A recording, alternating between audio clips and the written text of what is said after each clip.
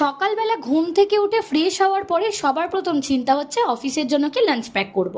কারণ সেটা হতে হবে টেস্টি, তার সাথে হতে হবে প্রচণ্ড হেলদি, আর তার সাথে হতে হবে প্রচণ্ড তাড়াতাড়ি।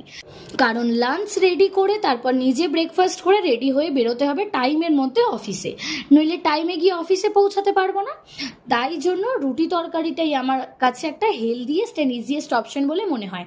হ্যাঁ, প্রত্যেক দিন রুটি হয়তো আমি নিয়ে যাই না, কিন্তু যেদিনই মনে হয় অন্য কিছু করবার নেই, রুটি তরকারি বানিয়ে নিয়ে চলে যাই। এক তো রুটিটা খেলে পেটটা অনেকক্ষণ ভর্তি থাকে, যার ফলে বারবার খিদে পাওয়ার কোনো ঝামেলা থাকে না। তাই যেমন ভাবা তেমন কাজ, বানিয়ে নিলাম বেশ সুন্দর ফোলা ফোলা রুটি। তার সাথে তরকারি বানানোর প্রিপারেশন নিলাম। তরকারিটাও আজকে একটু স্পেশালিই ছিল।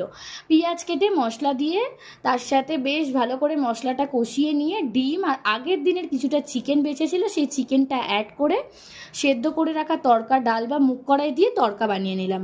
হয়ে গেল সকাল সকাল হেলদিয়েস্ট এগ চিকেন তড়কা, তার সাথে রুটি।